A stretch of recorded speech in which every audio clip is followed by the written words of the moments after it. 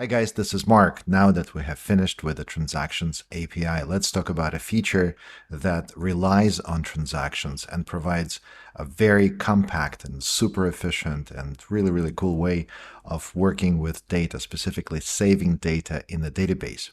This is the Deep Save API. If you remember in one of the examples when we were saving an order, the example with transactions, it consisted of several steps where we had to save the parent object with one operation in a transaction and then use two additional operations to establish relations. And this is great. It works exactly as it should.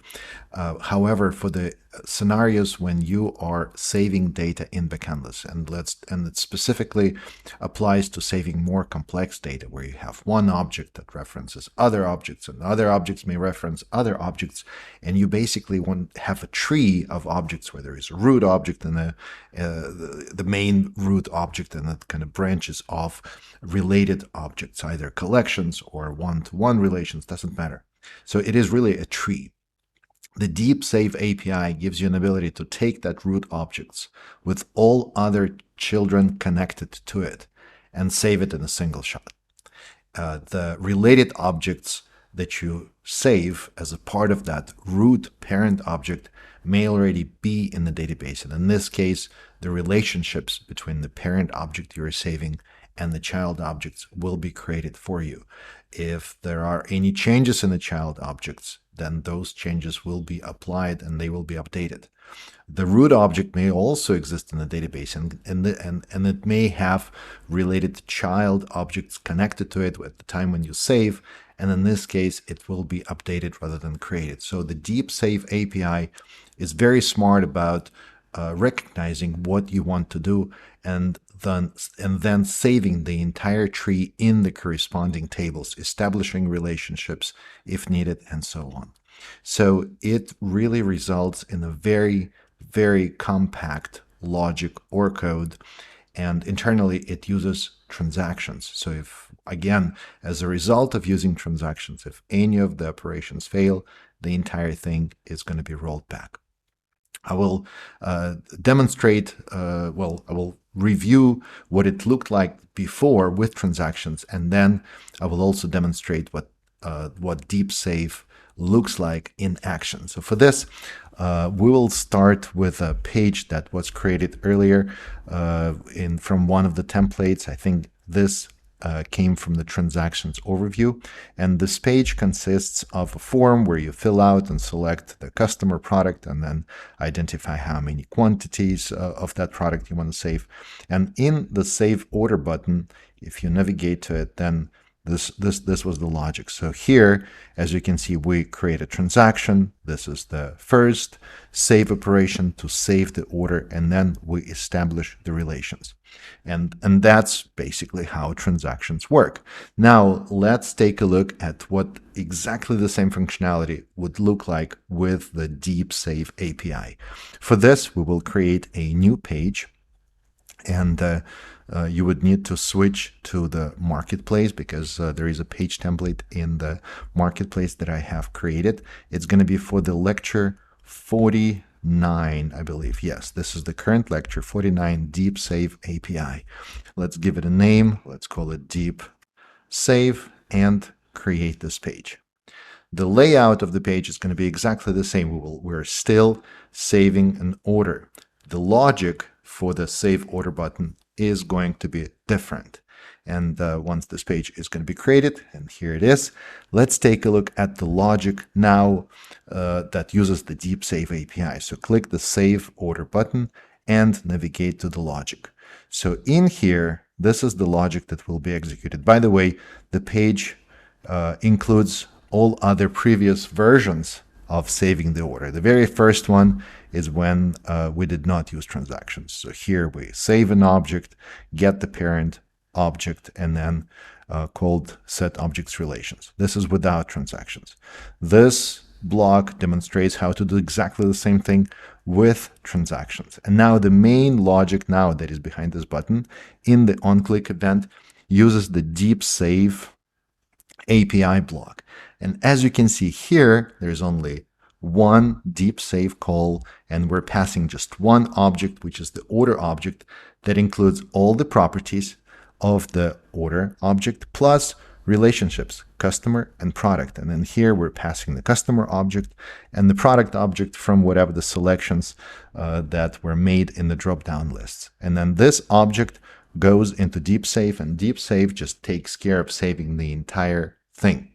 So the properties here, quantity, discount, subtotal, tax, total, and so on, customer and product, these are the columns in the order table. The customer property or the customer column and the product column are the relationships column. They are one-to-one relations. I will not go back to the database schema. You're welcome to do that, and you will see that there is a customer and product relations.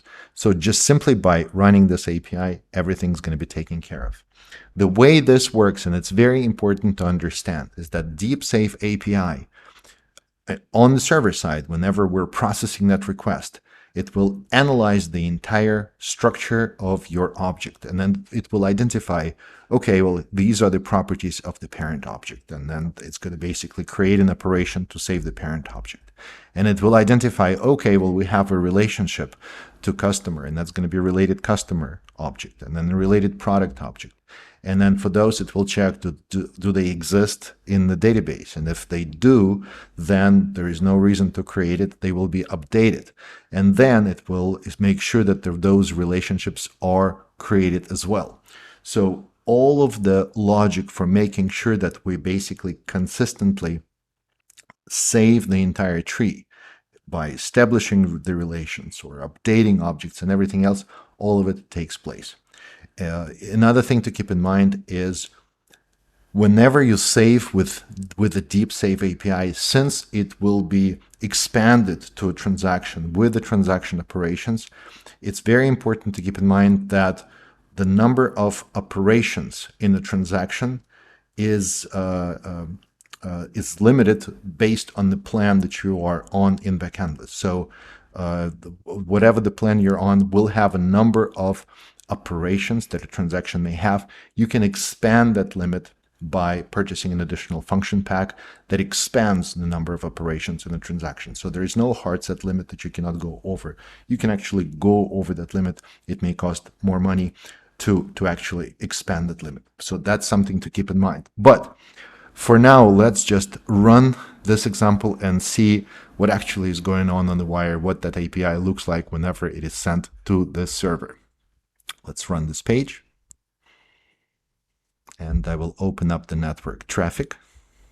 Here's the network, and let's just select some customers, products, modify the quantity. So this is our order. Click Save Order, and this is one single deep request API. As you can see in the payload, which is the body that is sent to the server, it includes everything. It includes the related customer, it includes related product, and all the properties. And then in the response, you do get the updated order. Well, in this case, that order is saved, but you get the actual order object with all the relationships. Basically, the entire tree is returned to you as it exists now in the database, and then we already have object ID assigned to that order. So this worked. Everything now is in the database. In fact, if we go back to console and switch to the backend and then navigate to data, then in the order table there will be, and let me just sort by the created column. So here it is, April 7th, and we have this order right here. This order was created with the Deep Save API, and as you can see, all the relationships are in place. So very, very versatile API, extremely cool because of the brevity that it provides to write the logic, where you basically can compact a lot of other things that you would have to do otherwise into a single tree-like structure of your objects, where you have main object, and then with the references to other related objects, you can just put it all together as one and then use the Deep Save API to save it on the server.